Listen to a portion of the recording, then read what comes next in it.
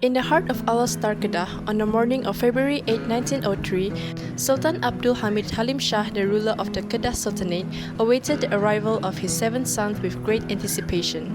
Sultan Abdul Hamid Halim Shah stands by his wife's side, holding her hand. The room is filled with an air of tension and expectancy.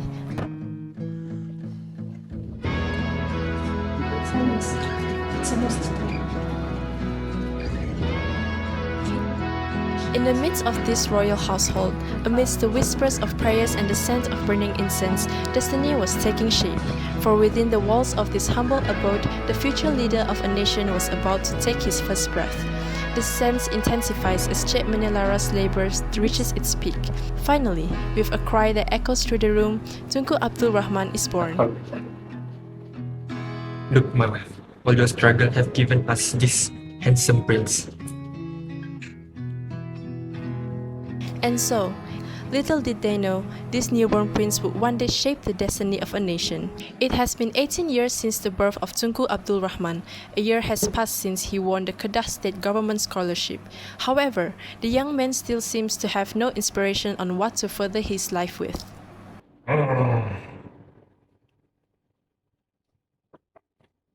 Sir, Mr. Ezekiel is calling for you. All right.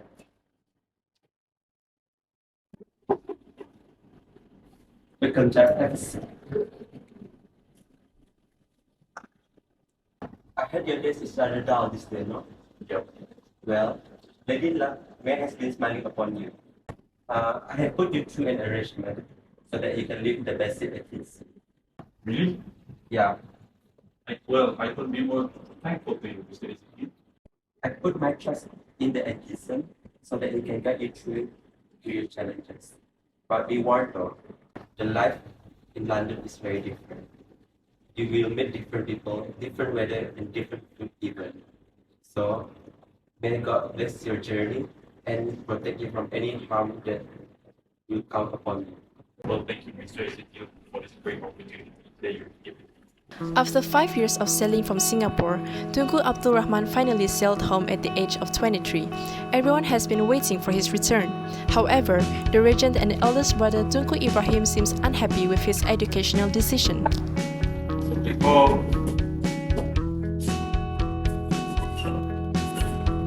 Mom, Rahman is home.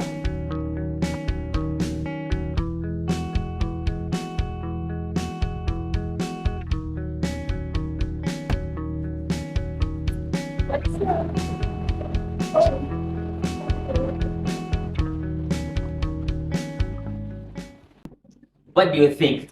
That degree of yours will contribute anything for us? Huh? Kau tak fikir ke? Go back to England and pursue true knowledge this time. Don't be immature. Please, do something good at least for God's sake. Someday, those words will come back and bite you. And when that day comes, you will truly see my vision of what I'm trying to fulfill with this little life of mine. The room is filled with books on history, politics, and law. He looks at the map of Malaya pinned on the wall, his eyes reflecting both determination and concern.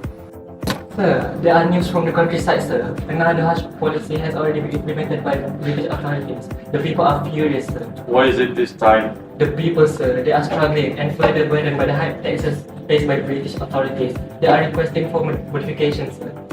Enough is enough. How much more of this oppression can we take? We should make a decision now. But what can we do, sir? We may not have the power, but we have one thing. That is the people's will. We need to gather everyone, every race, Malay, Chinese, Indians, all together and support our independence. And what do you suggest that we do, sir? By organizing protests everywhere, around the schools, in the factories, in the rice fields, everywhere across Malaya. We need to show the Brits that we won't be hushed anymore by them. Then I'll be standing by your side, sir. Together, we'll fight for the independence of our nation together. Thank you. Looks like our journey for independence begins now. On January 14, 1956, Tunku Abdul Rahman and the delegation from Malaya arrived on British. Home rule for Malaya was discussed between Federation leaders. Shall we begin our conference now? Yes, sure. and the British government in a constitutional conference in London.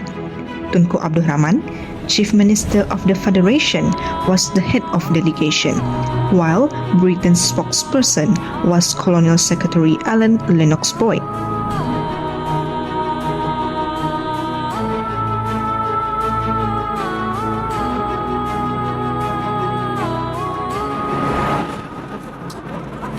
Our people demanded Malaya to be independent, if possible in the year 1957.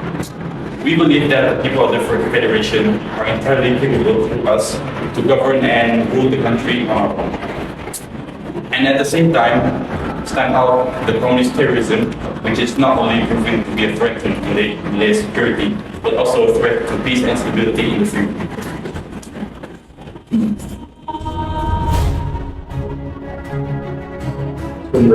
However, we may need to discuss this more since the Queen of England is just an individual as well. So I hope.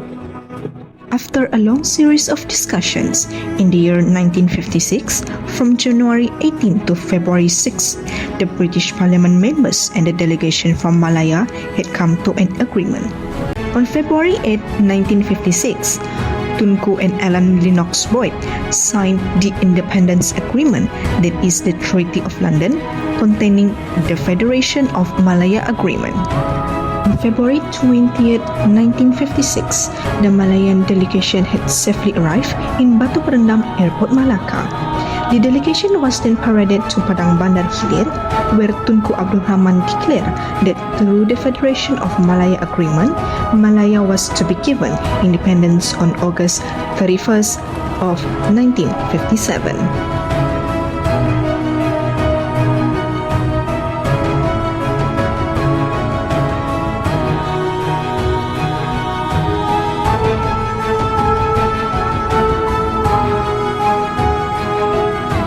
The date for Federation of Malaya's independence on 31st August 1957 was determined after Tunku Abdul Rahman, Haji Sulaiman Palestine, Haji Ahmad Badawi, and a number of other UMNO leaders sought the views of Sheikh Abdullah Fahim, a notable ulama from Kepala Batas Penang. If the British would not grant independence to Malaya on 31st August 1957, the next meeting date should be 31st August 1962.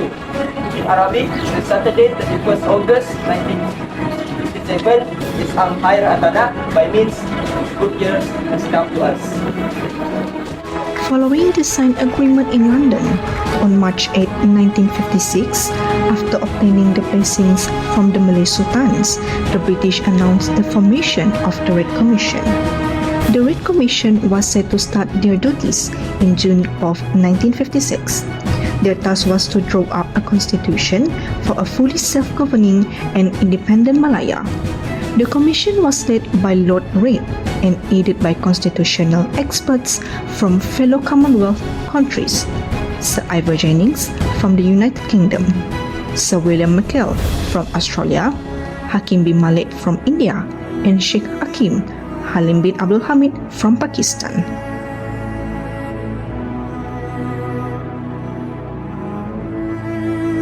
The Malay Special Position, which many in the ruling United Malays National Organisation backed, were cited as necessary by the Red Commission as a form of affirmative action.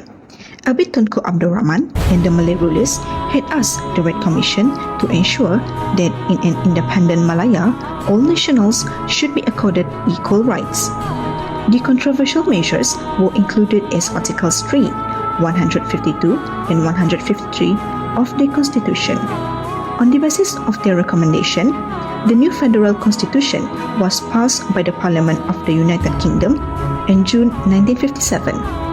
The constitution draft was presented, debated, and passed by the Federal Legislative Council on August 15, 1957, and the constitution took effect on August 27. With the passing of the bill, the Constitution of the Federation of Malaya officially came into force on August 31, 1957. Setting the date of independence of the Federation of Malaya Independence was officially declared at exactly 9:30 a.m. on 31st August 1957. the Proclaim of Independence ceremony was held at the Merdeka Stadium in the presence of more than 20,000 people. Tunku Abdul Rahman entered the Merdeka Stadium, followed by the Malay rulers, Yang di-Pertuan Agong Tuanku Abdul Rahman, and the representative of Queen Elizabeth II, Duke of Gloucester, accompanied by Sir Donald McGillivray.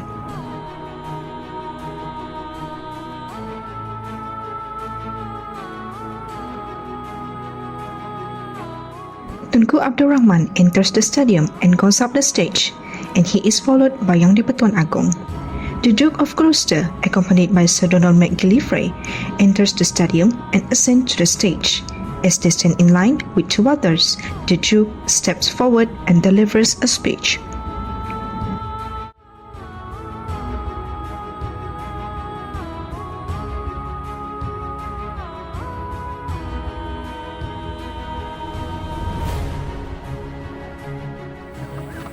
It's the greatest pleasure I receive the command of Her Majesty.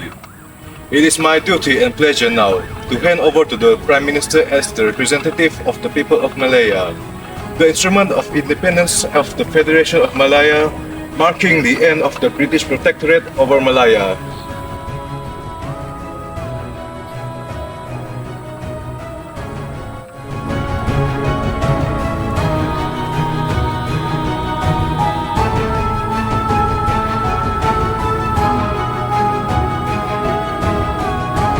Merdeka! Merdeka! Merdeka! Merdeka! Merdeka! Merdeka!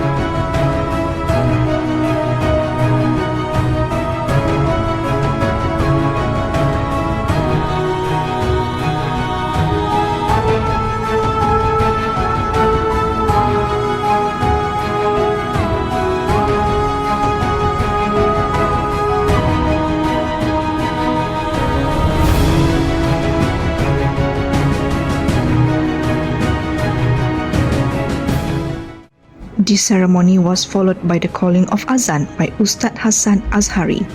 This symbolizes Islam as the official religion of the newly independent nation, followed by the Federation of Malaya flag raising ceremony, accompanied by the national anthem Negaraku. A total of 101 cannon shot volleys were fired, marking the Federation of Malaya as an independent and sovereign country on 31st August 1957. In the early 1960s, Tunku Abdul Rahman, the Prime Minister of Malaya, envisioned a bold initiative to unite the territories of Malaya, Singapore, Sabah, Sarawak, and Brunei into a single federation known as Malaysia. My friend, the world is changing rapidly around us. To safeguard our sovereignty and economic interests, we should forge stronger bonds with our neighboring territories.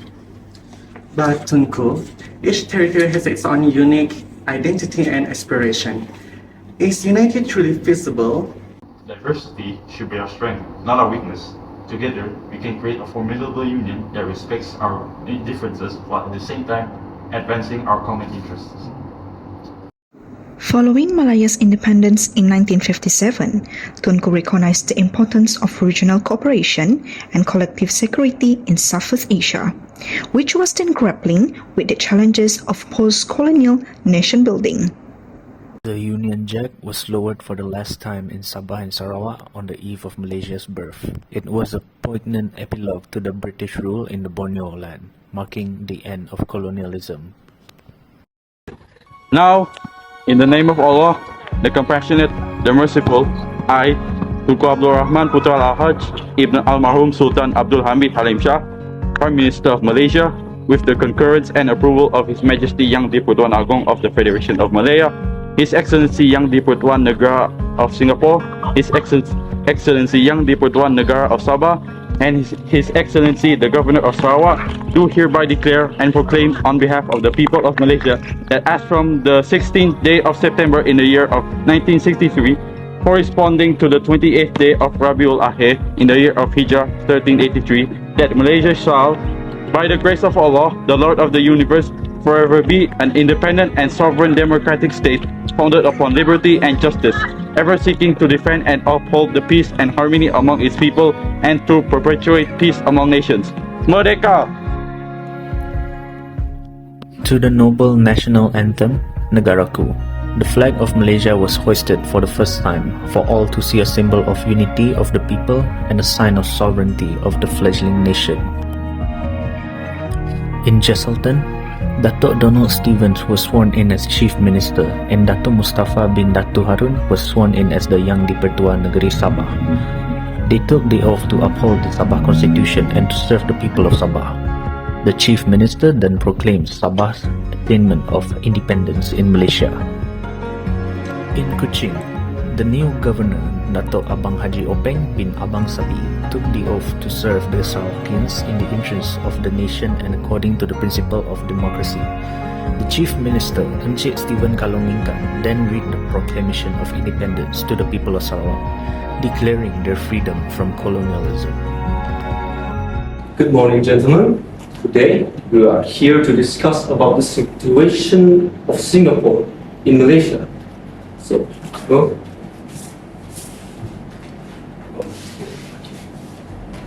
The economics and political difference between our ruling parties have deepened.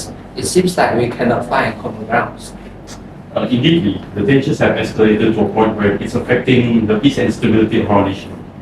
Our people are suffering, we need to find a solution. Perhaps it's time we consider consideration. I agonize over this decision, but it seems that there's no other way. Singapore should leave the Federation and be independent.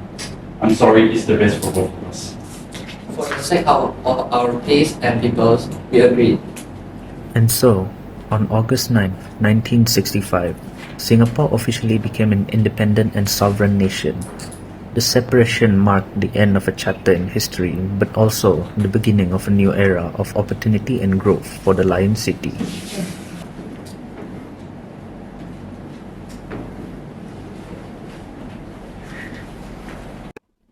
My fellow Malaysians, it is with a heavy heart that I announce the separation of Singapore from Malaysia. This decision was not made lightly, but it is necessary for the peace and prosperity of our nations. We wish our brothers and sisters in Singapore all the best as they embark on their journey as an independent nation. Singaporeans received the news with a mixture of relief, regret, and foreboding through some quarters in Chinatown let off firecrackers in celebration. Sir, we are here to discuss a pivotal moment in history, the separation of Singapore from Malaysia in 1965. Can you share your perspective on this significant event? Yes, the separation of Singapore. It's a topic that's often discussed and debated. Allow me to provide some clarification. You see, the decision of Singapore to leave Malaysia was not easy, but it was a necessary one. You see, I proposed the idea that Singapore should leave for the greater good for both of our nations. I proposed the idea because it became evident that Singapore and the rest of Malaysia had many differences which were too profound to overcome. It was a difficult decision, but sometimes difficult decisions must be made for the sake of progress. Can you tell us more about your feelings at that time and how did you react to the separation? My feelings. It was a moment of mixed emotions. To be honest, on the other hand, there was a sense of disappointment in me that our vision for a united Malaysia was never to come. But on the other hand, there was a recognition that Singapore and both Malaysia would continue to focus on their respective paths in development. I see. Thank you. It must have been a challenging time for you, sir. Indeed, but as leaders, we sometimes make sacrifices for the greater good. And despite the challenges, I believe that both Malaysia and Singapore will thrive in their own ways, respectively, since the separation. Thank you for providing your insights with us, sir. It has been an honor speaking with you.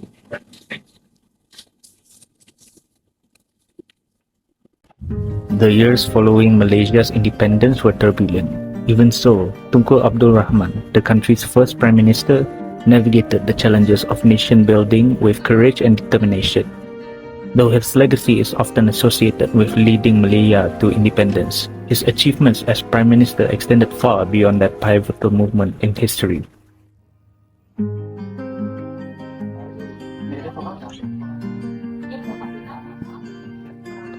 Tunku Abdul Rahman's tenure as Prime Minister was marked by his unwavering commitment to improving the lives of ordinary Malaysians. He launched ambitious initiatives to modernize rural areas, bringing electricity, clean water, and improved infrastructure to countless villages across the nation.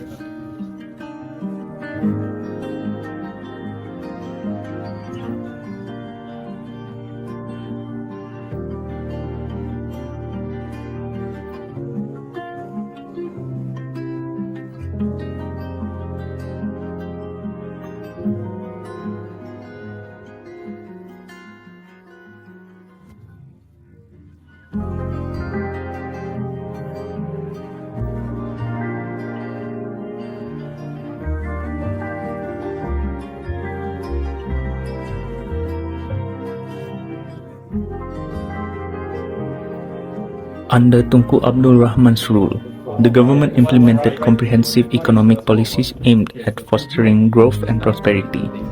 Through prudent fiscal management and strategic investments, Tunku Abdul Rahman laid the groundwork for Malaysia's economic transformation. Internationally, Tunku Abdul Rahman was a respected statesman, known for his commitment to peace and diplomacy. Education was a cornerstone of Tunku Abdul Rahman's vision for Malaysia. He championed initiatives to expand access to education, building schools and universities, and promoting literacy and learning opportunities for all Malaysians, regardless of background or ethnicity.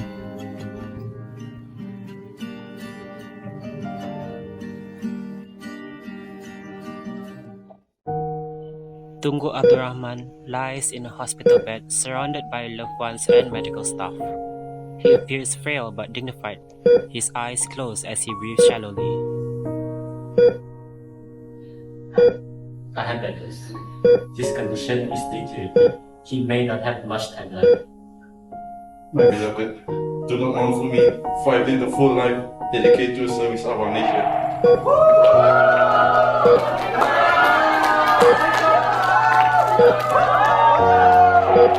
Remember, unity and strength are the cornerstones of this nation. If possible, in the year 1957, we believe that the people of the Federation are entirely capable to us. Allah, please, the most merciful.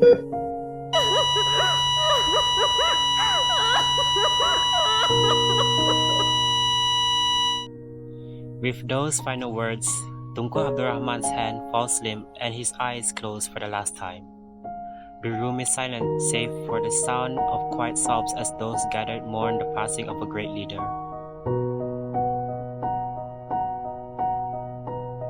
Perut besar, kakak kecil tak? Yang ni kau apa Caesar? Trey, what do you think that degree of yours will contribute anything for us? Kau tak fikir ke? Damn!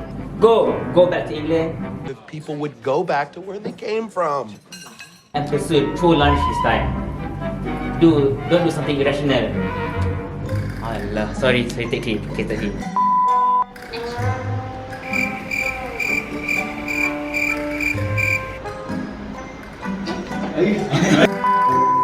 Scene 8, take 4, 3, 2, 1. Merdeka! Merdeka! Merdeka! Merdeka! Merdeka! Merdeka! Merdeka! Merdeka! Don't be suspicious. Don't be suspicious. Don't be.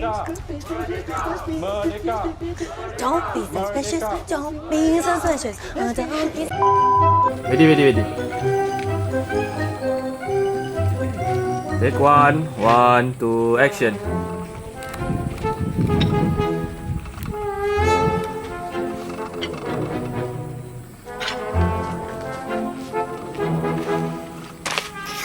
Waduh. Each territory has its own unique identity and aspirations. Is it truly feasible to